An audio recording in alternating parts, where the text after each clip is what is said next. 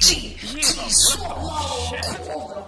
Ako ne prestaneš se mešaš u politiku drugih država i ja mom državom biznisu, uništit ću ti dupe.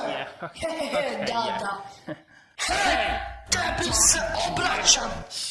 Brate, najbolji deo upravo stiže. Samo se namira na trenutak.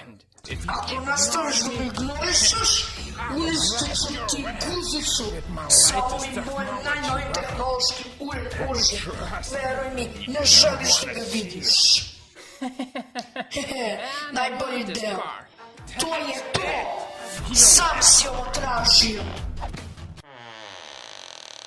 Osranje, posljednji put sam ovome radio.